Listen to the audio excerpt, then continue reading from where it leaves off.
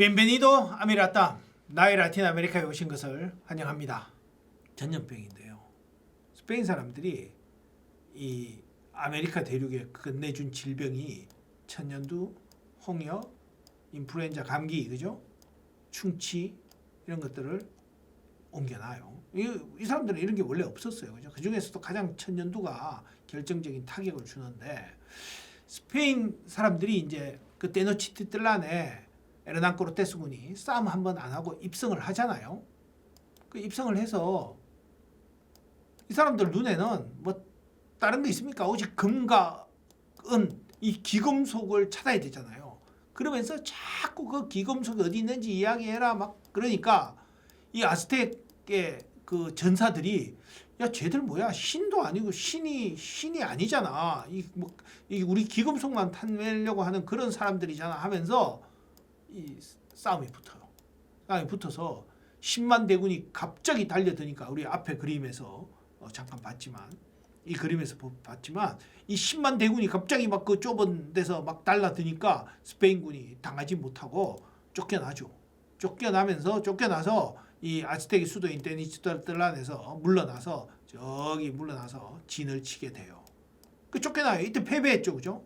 그래서 이 날을 두고 원주민 출신의 그런 역사학자들은 이 날을 디아 델 트리움포, 스페인어로 승리의 날이라고 이야기를 해요. 원주민 입장에서는 승리의 날이잖아요, 그죠?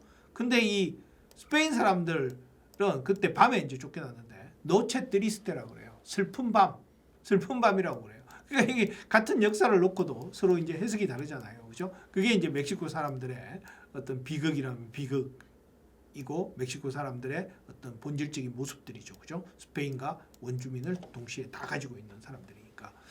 자, 그 역사책에도 그렇게 나옵니다. 초등학교나 고등학교 역사책에 보면 이 일화를 쭉 적으면서 그 보면은 그 승리의 날, 그다음에 슬픈 밤 이렇게 같이 적어놔요. 역사책에 그렇게 같이 적어놓습니다.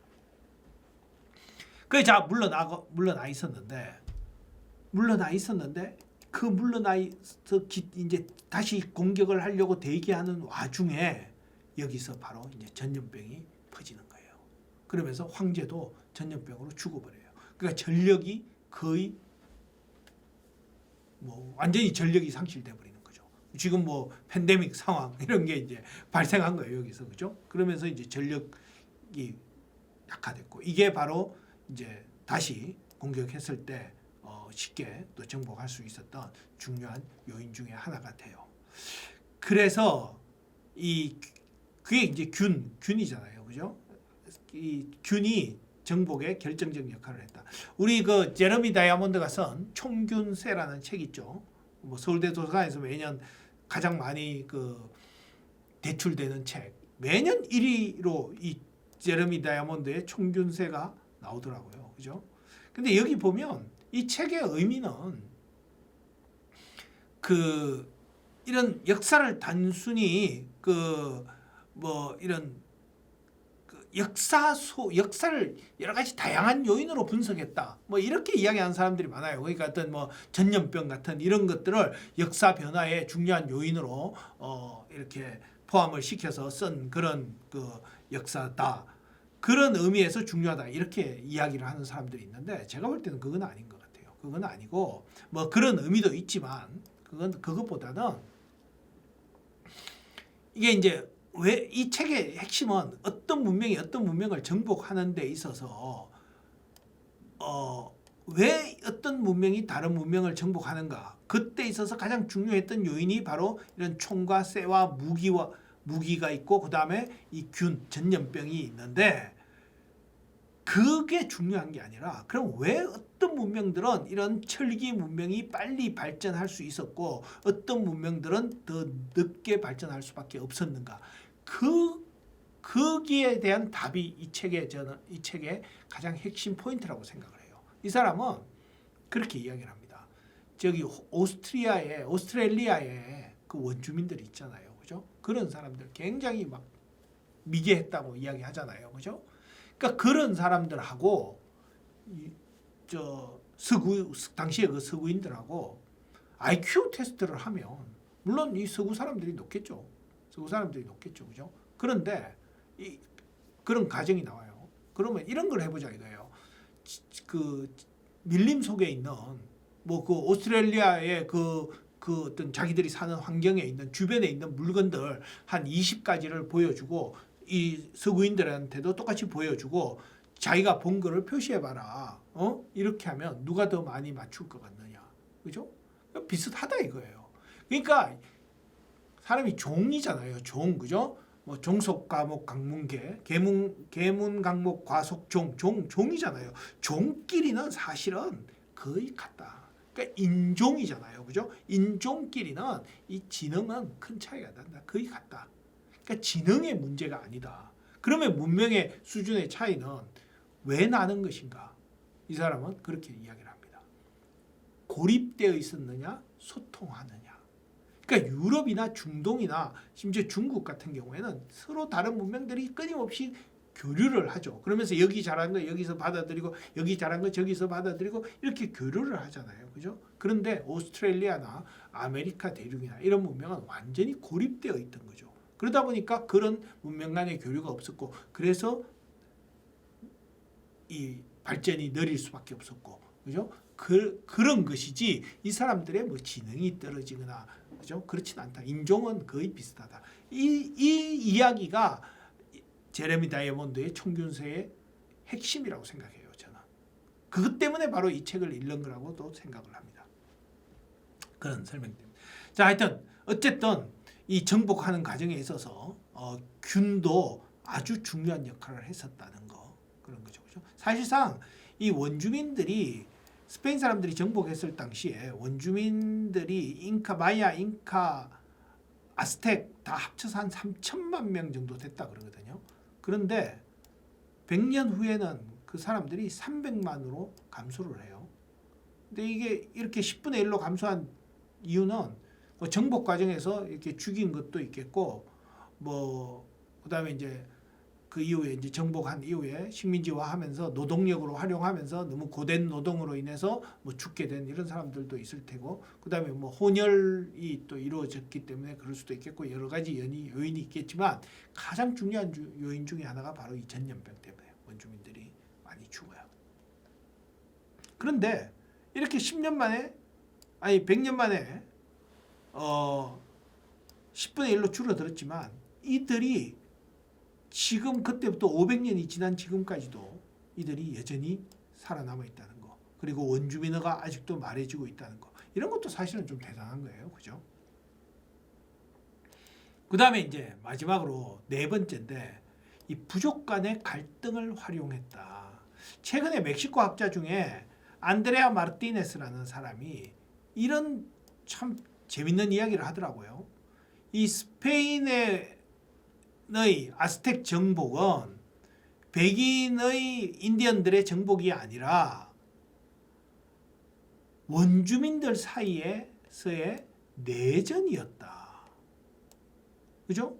그러니까 스페인 사람들이 아스텍인들이 그에 대해서 가장 반감을 많이 갖고 있던 부족이 트락스칼라족인데 이 트락스칼라족은 아스텍 제국을 건설하면서 다 제국으로 정복을 하면서 일부 여기를 놔둬요. 얘들은. 왜 놔두냐 하면 여기는 정복하지 않고 놔두는데 걔들이 트락스칼라인데 멕시코 시티에서 뭐 좀 북쪽으로 좀 가면 한 2시간인가 3시간 가면 있는 곳이에요. 여기는 왜 놔두냐면 여기 가서 얘들하고 싸워가지고 얘들의 그 포로를 잡아와서 인간 제물로 바치려고 얘들은 일부러 정복하지 않았다고 그래요. 그러니까 인간 제물을 바칠 때 그때만 얘들 가서 막 싸워가지고 그 포로로 잡아와서 제물로 바치고 뭐 그랬다 그럽니다. 그래서 이 트락스칼라족이 굉장히 이 아스텍인들에 대해서 반감을 많이 가지고 있었는데 그 스페인 사람들이 들어와서 이제 에르난 코르테스가 노체 트리스테 슬픈 밤에 쫓겨났잖아요. 그죠? 쫓겨나서 이제 거기서 이제 진을 치고 있는 과정에서 물론 여 안에는 이제 전염병이 돌아서 전력이 많이 약화됐죠. 그죠? 그래도 다시 들어가려니까 이 숫자적으로는 아직까지 여전히 열세잖아요. 그러다 보니까 이 트락스칼라족을 자기 편으로 끌어들여요. 그래서 수적인 열세를 만회를 해요. 그러다 보니까 이 그림 보면 지금 이 사람은 스페인군이잖아요. 이 스페인군 옆에 있는 같은 편들이 이 사람들이 원주민들 인디언들이잖아요. 그죠? 이 사람들이 바로 뜰락갈락족이죠. 여기는 이제 아스텍이고, 그죠? 이렇게 해서 이제 수적인 열세를 만회했다. 그래서 이제 그 정복을 이제 완수할 수 있었다고 됐는데, 그러다 보니까 이제 심지어 멕시코 학자 같은 사람들은 야, 이거는 이 원주민들 트락스칼라족과 아스텍족 간의 내전이었고, 트락스칼라족이 스페인 사람들을 자기 편으로 끌어들여서 자기들이 아스텍 제국을 무너뜨리는데 아주 도움을 얻었던 그런 공동 정복이었다. 뭐 이런 식으로까지 해석을 하는 사람들이 있는데, 이건 정말 좀 어떻게 보면 뭐 원주민적인 입장에서 그 어떤 주도적인 그런 입장에서 역사를 해석하려고 하는 그런 시도인 것 같고요. 그렇다면 나중에 이 트락스칼라족들이 그 뭐 좋은 대접을 받았느냐? 뭐 주도 그 정복 이후에 정말 뭐 사회 상류층으로 이렇게 어떤 지배 세력이 됐느냐? 그게 아니잖아요. 그냥 스페인 사람들이 지배 세력이고 트락스칼라족한테 좀 잘해줬다 그래요. 스페인 사람들이 얘들은 좀 특별하게 대우를 해줬다고 하는데 뭐 그게 뭐 그냥 그러다 같은 원주민이죠, 그죠? 같은 원주민이죠, 그죠? 그러니까 스페인 사람들이 이 사람들을 정복한 거죠. 우리나라도 뭐 만약에 뭐 친일파가 있었고 뭐 이랬다면 뭐 우리나라의 그때가 한 독립투사와 친일파들 간의 싸움이 아니죠, 그죠? 그들 간의 내전은 아니었죠, 그죠? 일본이라는 세력이 있잖아요. 일본이라는 세력이 한국인들을 지배한 것이지, 거기에 일부 세력들이 친일파들이 일본에게 붙은 것이지, 뭐 이 친일파와 이 독립운동 세력 간의 어떤 투쟁 이런 건 아니잖아요, 그죠? 그래서 여기도 마찬가지로 이런 해석이 가능은 하겠으나 본질은 스페인 사람들의 원주민의 지배였었다, 이렇게 이야기할 수 있겠습니다. 그다음에 이제 이 마지막 황제들도 이게 비교가 되는데요. 아스텍의 마지막 황제는 꾸아우떼목이라는 사람이 있어요. 그 목테수마는 죽고요. 그를 꾸아우떼목이라는 사람이 물려받는데, 이 꾸아우떼목이라는 사람은 멕시코 민족주의의 상징으로 떠받들어지면서 도시 곳곳에 가면 이렇게 꾸아우떼목의 상들이 이렇게 있어요. 그러니까 원주민들 중에서 도시 이런 상이 있는, 그죠? 이런 석상들, 이런 상이 있는, 조각상이 이렇게 있는 사람은 아마 꾸아우떼목밖에 없을 거예요. 뭐 네사우아꼬역들이라고 문화를 정진시켰던 그런 아스텍의 황제도 간혹 있긴 한데, 뭐 그 사람은 그렇게 큰 존재는 없고, 이 꾸아우떼목이 가장 존중을 받고 있는 사람인데, 왜 이 사람은 그러냐면 이제 스페인 사람들이 이제 정복을 했잖아요. 다 정복을 끝나고 이제 이 사람들 눈에는 오직 보물, 귀금속이 있는 걸 찾아야 되니까 그 귀금속 있는 것을 대라 그러면서 이 아스텍의 그 지배계층의 귀족들 이런 사람들을 다 고문을 하는 거야. 근데 누군가가 그걸 이야기를 하려고 했다고 그래요. 뭐 책에 나오는 이야기예요. 교과서, 멕시코 애들 교과서에도 나와요. 그걸 이야기하려고 하니까 이 꾸아우떼목이 그랬다는 거예요. 나는 장미 침대에 누워 있는 줄 아느냐. 그러니까 밑에서 막 불을 떼고 막 하면서 막 불로 태우려고 하고 하니까 나도 역시 이 불 침대 위에 누워서 지금 불타는 고통을 겪고 있는데, 그러면서도 끝까지 참으면서 그거를 우리 아스텍의 보물을 지키기 위해서 말을 안 하고 있는데 니들은 그걸 말하려고 하느냐, 그러면서 끝까지 아스텍의 그런 보물을 지켜냈다, 뭐 이런 이야기가 나와요. 그래서 이 사람은 민족주의의 상징으로서 이렇게 이제 추앙을 받는데, 반면에 잉카의 그 마지막 황제 아타우알파, 어이없이 생포된 사람, 그죠? 이 사람은 살기 위해서 이 스페인 피사로군에게 막 황금을 나를 살려주면 내가 이 잉카지에 있는 그 보물들을 다 니들한테 이 방 가득 채워줄게, 막 이러면서 그저 살궁리만 했다는 거예요. 그런데 스페인 사람들이 시큰 이용해먹고, 금은 금대로 받아먹고 이용해먹고는 나중에 죽여버리죠, 그죠? 그래서 잉카 쪽에 가면 지금 잉카의 후손들 페루나 이런 데서는 이 아타우알파에 대해서는 거의 뭐 존중심이 하나도 없습니다. 자, 오늘은 이렇게 해서 이 스페인 사람들이 어떻게 이 아스텍과 잉카 제국을 정복할 수 있었는지에 대한 이야기들을 해봤습니다. 오늘은 여기까지 하고 마치도록 하겠습니다. 끝까지 경청해 주셔서 감사합니다.